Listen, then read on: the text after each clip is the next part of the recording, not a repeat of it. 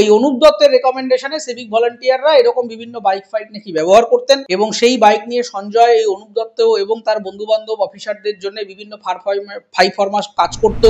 যেটা শুনলে মাথা গরম হয়ে যাবে সাধারণ মানুষের, সেটা হচ্ছে যে বলছে যে আমরা তো এরকম মাঝে মধ্যে করেই থাকি, আমাদের সিনিয়ররা মাঝে মধ্যে এরকম করতে বলে, নাহলে চাকরি চলে যাওয়ার ভয় থাকে। এটা কোনো ফেসবুক ইউটিউবে কেউ বলছে না, মহামান্য আদালতের সামনে দাঁড়িয়ে একজন কর্তব্যরত চাকরিরত পুলিশ অফিসার এসআই তারা দুজনে এই কথা বলেছে। সঞ্জয় রায়দের বাঁচিয়ে রাখাটা প্রয়োজন ফার্দার ইনভেস্টিগেশনের জন্য, যে কোনো অ্যাবেটমেন্ট ছিল কিনা, এর আগেও যদি সে গিয়ে থাকতো ওখানে কি কি আর কুকীর্তি ওখানে হয়ে থাকে। কারণ এটা শুধুমাত্র একটা খুন এবং ধর্ষণ নয়, এটা একটা প্রাতিষ্ঠানিক দুর্নীতি এবং প্রাতিষ্ঠানিক অব্যবস্থার প্রশ্ন। আজকের কাণ্ডে আমরা যেমনটা দেখতে পাচ্ছি, সঞ্জয় রায়কে দোষী বলে সাব্যস্ত করা হলো এবং তার যাবজ্জীবন কারাদণ্ড। এই রায়কে আপনি খুশি?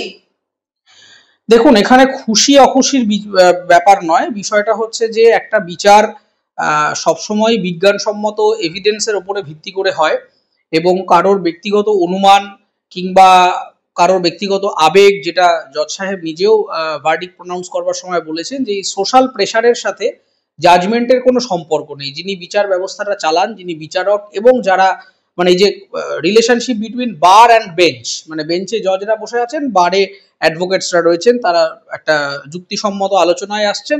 সেই আলোচনার পরিপ্রেক্ষিতে ল অফ দ্য ল্যান্ড, আমাদের ভারত ভূখণ্ডে যে আইন প্রচলিত আছে, সেই প্রচলিত আইনের সাপেক্ষে ঘটনাটাকে ইন্টারপ্রেট করে একজন বিচারপতি যা রায় আছে সেটা শোনাচ্ছেন। এইটা হচ্ছে বিষয়। এবার ঘটনা হলো যে এখানে খুশি অখুশির প্রশ্ন নয়, সার্কামস্টেন্সিয়াল এভিডেন্স বা পারিপার্শ্বিক যে তথ্য প্রমাণগুলি পাওয়া গেছে, যেরকম সিসি ক্যামেরার ফুটেজ কিংবা হেডফোন, তারপর ধরুন ডিএনএ, ফুটপ্রিন্ট, ফিঙ্গারপ্রিন্ট, এই গলায় যে ফিঙ্গারপ্রিন্ট পাওয়া গেছে, তারপরে জামা কাপড়ে যে রক্তের দাগের এক্সচেঞ্জ হয়েছে সেইটা, এবং মৃতার নখের আঁচড় সঞ্জয় রায়ের দেহে কিছুটা পাওয়া গেছে, এই সমস্ত, এবং সঞ্জয় রায়ের মোবাইলের লোকেশন, মানে অনেকগুলো ছোট ছোট ছোট ছোট সার্কামস্টেন্সিয়াল এভিডেন্সের একটা চেন রয়েছে। এবং সেই চেনের সাথে আমাদের যারা উইটনেস রয়েছেন সেই উইটনেসের বয়ান, সেটার এক্সামিনেশন, ক্রস এক্সামিনেশন করে মোটামুটি এরকম একটা জায়গায় আসা গেছে যে সঞ্জয় রায় সে এই কাজটার সাথে জড়িত এবং সে, যেটা জজ তার ভার্ডিক্টে লিখেছেন, যে মূল মার্ডার এবং রেপ এই কাজটা সঞ্জয় রায় একাই করেছেন। এবার প্রশ্নটা হচ্ছে এর পরের অংশটায়, এখানে জজমেন্টটাও যেটা লেখা আছে সেই জজমেন্টে another side of the case বলে একটা হেডিং সাব হেডিং শুরু করে কিন্তু জজ সাহেব একটা অন্য অ্যাঙ্গেলের কথা বলছেন। রেপ এবং মার্ডার সঞ্জয় করেছেন। সোশ্যাল মিডিয়াতে অনেকেই মনে করছেন বা বলছেন যে সঞ্জয় রায় একজন নির্দোষ, তাকে স্কেপগোট বা খারাপ ভাষায় বলির পাঠা করে সামনে হাজির করে দেওয়া হয়েছে।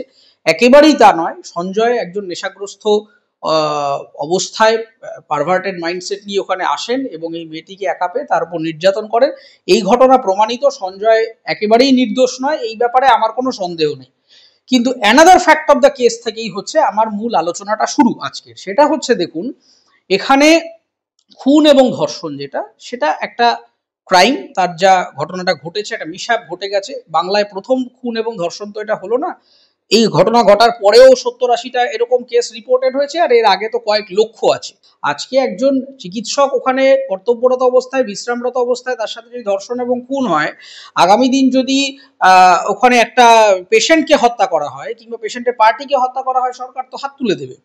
এবং সঞ্জয় রায়ের যেটা বয়ান, সঞ্জয় রায় বলছে যে সে নিজেকে ডিফেন্ড করবার জন্য যেটা বলছে যে না, সে ওই সেমিনার রুমে যায়নি, সে নাকি তার কোনো একজন বন্ধু বা সহকর্মী তাকে দেখতে গেছিল, গিয়ে মেল ওয়ার্ডের, পুরুষদের যে ওয়ার্ড রয়েছে সেইখানে গিয়ে নাকি সে শুয়ে বিশ্রাম নিয়েছে। মানে একজন বহিরাগত মদ্যপ, সে পুরুষদের ওয়ার্ডে গিয়ে, সে না পেশেন্ট পার্টি কিছুই না, তার কোনো রেজিস্টার নেই, রেকর্ড নেই, সে গিয়ে শুয়ে পড়ছে। মানে হাসপাতাল না, এটা হোটেল রে ভাই। তো এই জায়গায় একটা মেজর যে কথাটা জজ বলেছেন সেটা হচ্ছে সিকিউরিটি ল্যাপসেস। এখান থেকেই আসে হচ্ছে সরকারের দায়বদ্ধতা বা অ্যাকাউন্টেবিলিটি। এটা একটা সরকারি শিক্ষা প্রতিষ্ঠান, চিকিৎসা প্রতিষ্ঠান, সেইখানে সুরক্ষা বলয়ের একটা ম্যাসিভ ঘাটতি, এটা হচ্ছে প্রথম। দ্বিতীয় কথাটা হচ্ছে সঞ্জয় রায়ের বয়ান এবং আরো যারা যারা বিভিন্ন এই ধরনের উইটনেসেস ছিলেন, তারা এক্সামিনেশনে ক্রস এক্সামিনেশনে বলবার পরে জজ এটা কোট করছেন যে এই ঘটনা প্রথম নয়, এর আগেও এই ধরনের মাঝে মধ্যে ফ্রিকুয়েন্ট যাতায়াত এই ধরনের আনরেজিস্টার্ড লোকজনদের ছিল, যাদের ওখানে অ্যাক্সেস থাকার কথা না। নেক্সট প্রশ্নটা হচ্ছে এএসআই অনুপ দত্ত, যিনি কিনা সঞ্জয়ের মানে বলা যেতে পারে একেবারে দাদা গোছের গুরু গোছের, যাকে আমরা ওই ভাগডিকে বোসের মতো দৌড়ে পালাতে দেখেছিলাম সিবিআই এর অফিসের সামনে, সেই এএসআই অনুপ দত্ত, তার আন্ডারে সঞ্জয়ের এত উত্থান। এবং সঞ্জয় রায় যে বাইকটা ব্যবহার করতো সেই বাইকটা কলকাতা পুলিশের যে অফিসিয়াল বাইক, সেটার জন্য সে এন্টাইটেলডই নয়। তার চাকরির যা প্রোটোকল সেই হিসেবে সে এটা নিতে পারে না। কিন্তু এই অনুপ দত্তের রেকমেন্ডেশনে সিভিক ভলান্টিয়াররা এরকম বিভিন্ন বাইক ফাইক নাকি ব্যবহার করতেন, এবং সেই বাইক নিয়ে সঞ্জয় এই অনুপ দত্ত এবং তার বন্ধু বান্ধব অফিসারদের জন্য বিভিন্ন ফাই ফরমাস কাজ করতো, তাদেরকে এই মদ ফদ এনে দিত। এগুলো সমস্ত জজমেন্টের লেখা, আমি সেখান থেকে কোট করে বলছি, কোনোটা ফেসবুকে ইউটিউবে শুনে নয়, যার বিচারে লেখা আছে সেখান থেকে বলছি। এগুলো সঞ্জয় রায় করতো বলে সে জানিয়েছে। এইবারে প্রশ্নটা হচ্ছে যে এএসআই অনুপ দত্ত, এই কথা জজ লিখছেন যে এই এএসআইদের নেতৃত্বে সঞ্জয় রায়রা একটা আনব্রিডেলড পাওয়ার এনজয় করতো, যেটা কোনো ডিসিপ্লিন ফোর্সে একেবারেই কাম্য নয়। এবং জজ তারপরে পুলিশ কমিশনারকে রেফার করে বলছেন যে এই ধরনের জিনিসগুলো পুলিশ কমিশনারের দেখা উচিত। এই গেল হচ্ছে এএসআই অনুপ দত্ত এবং সঞ্জয় রায়ের পার্ট। এরপরের যে সেকশনটা সেইটা হচ্ছে টালা থানা। জজ সরাসরি শুরুই করছেন এই ভাষাটা দিয়ে যে টালা থানা একটা ক্যাজুয়াল ইনডিফারেন্ট অ্যাপ্রোচে প্রথম থেকে কেসটা ডিল করেছে। কিভাবে এক এক করে বলছি।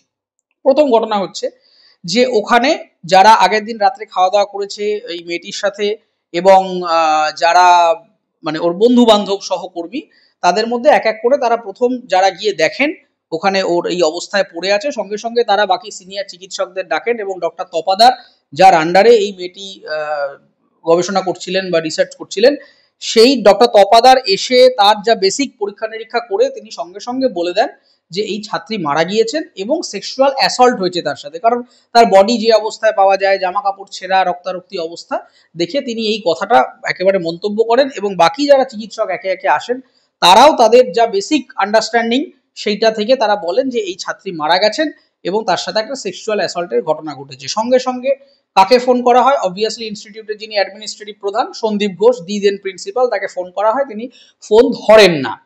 তারপরে তাকে একটা এসএমএস মারফত তাকে ইনফর্ম করা হয় ইমার্জেন্সি সিচুয়েশন, তখন তিনি কল ব্যাক করেন। এবং ম্যাটারটা শোনার পরেই সন্দীপ ঘোষের প্রথম রিয়াকশন ছিল যে তাড়াতাড়ি করে বডিটাকে মর্গে পাঠিয়ে দাও, এবং যতক্ষণ না বলা হচ্ছে মর্গ থেকে বের করো না, যাতে কোনো রকম সিন ক্রিয়েট না হয়। আমার প্রশ্নটা হচ্ছে কেন? তো একজন প্রিন্সিপাল সে স্পটে উপস্থিত হয়ে কোথায় তাড়াতাড়ি করে দেখবেন কি সিচুয়েশন হয়েছে, তিনি আগে মর্গে পাঠিয়ে দেওয়ার টেন্ডেন্সি কেন? তার এরকম ফিশি মেন্টালিটি কেন? তিনি তো করেননি, তিনি তো এই খুন বা ধর্ষণের সাথে জড়িত নন বলে সকলেই দাবি করছেন, এবং বিচারেও সেটা লেখা আছে। তাহলে তার এই ফিশি আচরণটা কেন? আচ্ছা, তিনি তারপরে এএসআই নন মেডিকেল সুচরিতা দেবীকে খবর দেন। এই সুচরিতা দেবী হচ্ছেন সেই ব্যক্তি যিনি নির্যাতিতার বাড়িতে প্রথম ফোন করে তাদেরকে খবরটা দেন। এই খবর থেকেই শুরু হলো মিথ্যা কথা বলার বহর। প্রথমেই ফোন করে বলল আপনার মেয়ে সুইসাইড করেছে, না প্রথমে বলেছিল শরীর খারাপ, তারপরে বললো সুইসাইড করেছে, তারপরে বললো ইমার্জেন্সিতে নিয়ে যাওয়া হচ্ছে। এইবার শুরু হলো হচ্ছে হাসপাতাল থেকে বিভিন্ন রকম মিথ্যা কথা বলার বহর। এবার ততক্ষণে মা বাবা তো দুশ্চিন্তায় রওনা দিয়ে দিলেন। এখান থেকে আরজি করের বাইরে যে পুলিশ আউটপোস্টটা রয়েছে সেখানেও সঙ্গে সঙ্গে খবর দিয়ে দেওয়া হলো। আরজি করের আউটপোস্ট টালা থানায় যে ইনপুটটা দিল, এইখানে আবার একটা মারাত্মক ইল্লিগাল ঘটনা ঘটে গেল। সেইখানে তারা বলছে আরজি করের আউটপোস্ট থেকে টালা থানার খবরটা গিয়ে পৌঁছেছে যে আনকনসাস অবস্থায় একজন মেয়েকে পাওয়া গেছে বা উদ্ধার করা গেছে। তাহলে আনকনসাস আর মৃত আমাদের মাথায় রাখতে হবে। যারা প্রথম ওখানে গিয়ে দেখছেন, যারা মেয়েটিকে ঘিরে রয়েছেন, তারা প্রত্যেকে অভিজ্ঞ চিকিৎসক, তারা সাধারণ মানুষ নয় যে দেখে বুঝতে পারবেন না। তারা ক্লিনিক্যালি দেখে বলে দিয়েছেন যে মেয়েটি মারা গেছেন এবং তার হচ্ছে গিয়ে একটা সেক্সুয়াল অ্যাসল্ট হয়েছে। তারা বলে দেওয়ার পরেও আনকনসাস স্টেট, এই ল্যাঙ্গুয়েজটা কিভাবে অফিসিয়াল ডকুমেন্টসে উঠে গেল আমরা মানে বুঝতে পারছি না। আচ্ছা ঠিক আছে, এইবারে হলো আনকনসাস স্টেট মানে কিন্তু তার মধ্যে তখনও প্রাণ ছিল। আনকনসাস মানে হচ্ছে অচৈতন্য অবস্থায়, তার মানে তার মধ্যে জীবন রয়েছে, প্রাণ রয়েছে। তাহলে সেখানে একটা বড় ল্যাপসেসের কোয়েশ্চেন চলে আসে। আনকনসাস আর মৃত, অচৈতন্য আর মৃত তো এক জিনিস না। অচৈতন্য মানুষের চেতনা ফিরিয়ে আনার সম্ভাবনা থাকে, মৃত মানুষকে বাঁচানো যায় না। তাহলে মৃত আর অচৈতন্যের ডেফিনিশন তারা জানেন না, নাকি ইচ্ছা করে কিছু একটা ল্যাকাডেসিক্যাল মিস্টেক করেছেন, সেটা আমাদের দেখতে হবে। নেক্সট হচ্ছে টালা থানার এবার ওই কিছু এসআই সৌরভ ঝা ও তার যারা লোকজন রয়েছেন, তারা একটা অদ্ভুত কাণ্ড করে ফেলেন। তারা খবরটা পাওয়ার পর এখানে আসেন। এখানে আসার পরে তারপর তারা বেলা 11টার পরে থানায় যান, এবং যখন এখানে থানায় আসেন একটা ব্ল্যাঙ্ক জিডি এন্টার করা হয় এই কেসটাকে নিয়ে। জিডির কোনো ডেটা নেই, নাম্বার নেই, কিছু নেই। টাইম নেই, কিছু নেই, একটা ব্ল্যাঙ্ক জিডি এই এসআইদের নামে রেজিস্টার হয় যে এই এসআইরা একটা জিডি নথিবদ্ধ করলেন, কিন্তু জিডিতে কোনো ম্যাটার লেখা নেই, খালি জিডি। এবং বিচারক বলছেন এটা কমপ্লিটলি ইলিগাল প্রসেস, এভাবে করা যায় না। একটা জিডি নোট নিচ্ছে, কমপ্লেন নোট নিচ্ছে, কোনো কমপ্লেন নেই। আচ্ছা হলো। এইবার তারপরে এই সৌরভ কুমার ঝা এসআই টালা থানা, সে নাকি বেলা 11টার পরে কোনো একটা সময় আসে থানায়, এসে সে লিখছে, নিজে হাতে কমপ্লেন লেটারটা লিখছে বা জেনারেল ডায়েরির যে বয়ানটা, যে ঘটনার বিবরণীটা সে লিখছে, সেইখানে টাইম দিচ্ছে 10টা 10। আমি এসছি ধরুন বেলা 12টায়, এসে আমি লিখছি এখন এইটা হলো, লিখছি সকাল 10টার গল্প, তার মানে আবার একটা ইলিগাল, এটাও জজ সাহেব বলছেন। এবং সব থেকে আশ্চর্য হয়ে যাবেন এটা শুনলে, যে এই কথা যখন জজ সাহেবের সামনে সাক্ষী হিসেবে এই সৌরভ ঝা এবং তালার যারা এসআই ছিলেন তারা যখন বলেন, তখন জজ জিজ্ঞাসা করছে যে এটা তো একটা মারাত্মক ইলিগাল ম্যালপ্র্যাকটিস, আপনারা এটা করলেন কিভাবে? তার উত্তরটা কি দিয়েছে কলকাতা পুলিশের সাক্ষী, যেটা শুনলে মাথা গরম হয়ে যাবে সাধারণ মানুষের। সেটা হচ্ছে যে বলছে যে আমরা তো এরকম মাঝে মধ্যে করেই থাকি, আমাদের সিনিয়ররা মাঝে মধ্যে এরকম করতে বলে, নাহলে চাকরি চলে যাওয়ার ভয় থাকে। এটা কোনো ফেসবুক ইউটিউবে কেউ বলছে না, মহামান্য আদালতের সামনে দাঁড়িয়ে একজন কর্তব্যরত চাকরিরত পুলিশ অফিসার এসআই, তারা দুজনে এই কথা বলেছেন যে এইটা নাকি হয়েই থাকে, মাঝে মধ্যেই গোজামিল দেওয়া। তার মানে কত বড় একটা ইলিগাল প্র্যাকটিস, একটা ম্যাল প্র্যাকটিস চলছে, যে প্রশাসনিক ব্যবস্থা একটা রেকর্ড এন্ট্রি হচ্ছে, সেই রেকর্ডের মধ্যে অস্বচ্ছতা, মানে এরকম হয়েই থাকে। ফলে আমরা যে কমপ্লেন করছি, কোন রেকর্ডটা খাতায় উঠছে, কোন এফআইআরটা সঠিকভাবে উঠছে না, আমাদের সাধারণ মানুষের মনে তো এখন প্রশ্ন চিহ্ন থেকে যাবে। এই কেস তো না হয় একটা রাজনৈতিক দিক গেছে বলে তাড়াতাড়ি ব্যাপারটা সলভ করবার একটা উদ্যোগ হয়েছে, সাধারণ মানুষের তো আরো হাজার হাজার সমস্যা আছে, সেই সমস্যার রেকর্ড সঠিকভাবে নথিভুক্ত হচ্ছে কিনা কে জানে। এত বড় একটা গুরুত্বপূর্ণ ম্যাটারে যদি এরকম ব্ল্যাঙ্ক জিডি এন্টার হয়ে যায়, পরে ঘটনা আমি থানায় উপস্থিতি নেই, আমার নামে রেকর্ড ঢুকে যাচ্ছে, 11টার পরে এসে 10টার নামে জিডি ইনপুট দিয়ে দিচ্ছি, তাহলে এই প্র্যাকটিস যদি পুলিশের হয়, এটা কে উত্তর দেবে? পুলিশ কমিশনার, পুলিশ মন্ত্রী, না লালবাজারের কোন হোতা? সেটা তো আমাদের জানতে হবে, কারণ এই ম্যাল প্র্যাকটিস তো চলতে পারে না, এটা তো ইল্লিগাল। এই কথাটা জজ লিখছেন, এটাও আমার ব্যক্তিগত কোনো ওপিনিয়ন আমি বলছি না। আজকে যা বিচারে লেখা আছে, সাধারণ মানুষ ই কোর্টস ওয়েবসাইটে গিয়ে সেই বিচার ডাউনলোড করে নিতে পারবে। 140-এর পর থেকে 20টি পাতা পড়বেন, এই প্রত্যেকটা শব্দ বন্ধ এবং অ্যাডজেক্টিভ যা যা আমি ব্যবহার করছি সব ওখানে লেখা আছে, যে ইল্লিগাল প্র্যাকটিস। এই ইল্লিগাল প্র্যাকটিসটা কেন হলো, কি হলো, তার কোনো জাস্টিফিকেশন কিন্তু কলকাতা পুলিশ এখনো দেয়নি, এবং আমি ভরসা করি যে তারা দিতে পারবেন না, কারণ যার অভ্যেসই হচ্ছে এরকম একটা অব্যবস্থা করা, তার থেকে আপনি কি এক্সপেক্ট করেন? এই জায়গা থেকে অ্যানাদার ফ্যাক্ট অফ দ্য কেসে জজ কিন্তু স্পষ্টভাবে জানিয়েছেন যে যদিও সন্দীপ ঘোষ এবং তার দলবল তারা এই খুন এবং ধর্ষণটার সাথে প্রত্যক্ষভাবে জড়িত নয়, কিন্তু এই ঘটনাটা ঘটে যাওয়ার পরে তাদের ব্যবহার, টালা থানার ব্যবহার, ইনস্টিটিউটের অন্যান্য অ্যাডমিনিস্ট্রেশনের ব্যবহার, এই ব্যবহারগুলো এতটাই ফিসি এবং একটা জল ঘোলা ঘোটালার মতো দেখতে লাগছে, যে বিচারক নিজেও কমেন্ট করেছেন, এটাও আপনারা পেয়ে যাবেন বিচারপত্রে। সেখানে লেখা আছে যে বিচারকের মনে হচ্ছে যে কোনো কিছু একটা আড়াল করবার জন্যে তারা তাড়াতাড়ি করে এই মৃত্যুটাকে, যেটা খুন বা ধর্ষণ, সেটাকে সুইসাইড বা অন্য কিছু জেনারেল আনন্যাচারাল ডেথ বলবার একটা চেষ্টা করেছিলেন বা ধামা চাপা দেওয়ার চেষ্টা করেছিলেন। এবার খুন এবং ধর্ষণ যদি সন্দীপ ঘোষ এবং তার দলবল না করে থাকেন, তাহলে অন্য কি এমন থাকতে পারে যেটা ধামা চাপা দেওয়ার জন্য তাদের এত লোকবল এবং বুদ্ধির প্রয়োজন হলো, মানে কুবুদ্ধির প্রয়োজন হলো? আমার মনে হয় যে সন্দীপ ঘোষ এবং তার যে বাহিনী, তারা এটা বুঝতে পেরেছিলেন যে যদি এই খুনটা ধর্ষণটা তাড়াতাড়ি আলোরে চলে আসে, তাহলে যেটা হবে যে দীর্ঘদিন ধরে আরজি করের মধ্যে এই যে অব্যবস্থাগুলো চলছে, তারা যে বাইরে থেকে এই ধরনের মদ্যপদের নিয়ে এসে ওখানে একটা নেশার আখড়া বানিয়ে ফেলেছেন, ছাত্রছাত্রীদের উপরে র্যাগিং, মর্গের দেহ পাচার, বেআইনি টেন্ডার, তারপরে যে মানে ওষুধ জালিয়াতি, ইঞ্জেকশনের ঘাপলা, মানে ঘাপলার তালিকা শেষ করা যাবে না। এই ঘাপলাগুলো এবার হয়তো তাহলে মানুষ বাইরে চলে আসবে, সেজন্য যত তাড়াতাড়ি পারো এইটাকে মর্গে পাঠিয়ে দিয়ে এটাকে কোনো রকম ভাবে ধামাচাপা দিয়ে দাও, যে একটা অ্যাক্সিডেন্ট, সুইসাইড, চিকিৎসাজনিত কারণে মৃত্যু, হোয়াট এভার ইট ইজ। এইটা কিন্তু বিচারে লেখা আছে, এবং সেখান থেকেই আমাদের প্রশ্ন এবং সন্দেহটা আরো দানা বাঁধছে যে সঞ্জয় রায় নির্দোষ নয়, তিনি খুন করেছেন, ধর্ষণ করেছেন, যা যা করেছেন তার সাজা হয়েছে ভারতবর্ষের বিধান অনুসারে। কিন্তু সঞ্জয় রায়কে আমাদের এই বাঁচিয়ে রাখাটা কেন জরুরি হয়ে পড়ছে? কারণ যেহেতু সঞ্জয় রায় একজন সিভিক ভলান্টিয়ার ছিলেন, এই সিভিক ভলান্টিয়ারদের নিয়োগটা স্বচ্ছ কিনা, এটা কিন্তু সুপ্রিম কোর্টও প্রশ্নটা করেছিল রাজ্য সরকারের কাছে, যে কিভাবে এরা নিয়োগ হয়, কিভাবে এরা হাসপাতাল, স্কুল, এই ধরনের সেন্সিটিভ জায়গাগুলো ডিপ্লয়েড হচ্ছেন, এবং এদের এদের হায়ারিং প্রসেস, এদের এত বারবারন্ত, এবং লোকাল থানা থেকে এই সিভিকদের যেভাবে মানে উত্থান, মানে একজন সিভিকের ব্যবহার দেখলে মনে হবে সে আপনি কোনো আইপিএস বা পুলিশ কমিশনারের সাথে কথা বলছেন। তারা ঘুষ নেওয়া থেকে শুরু করে ফাই ফরমাইশি, তাদেরকে এগুলো করতে বাধ্য করা হয় কিংবা করতে আশকারা দেয় যারা, সেই লোকগুলোর নামগুলো কিন্তু প্রকাশ্যে আনার জন্য সঞ্জয় রায়দের বাঁচিয়ে রাখাটা প্রয়োজন ফার্দার ইনভেস্টিগেশনের জন্য, যে কোনো অ্যাবেটমেন্ট ছিল কিনা, এর আগেও যদি সে গিয়ে থাকতো ওখানে কি কি আর কুকীর্তি ওখানে হয়ে থাকে।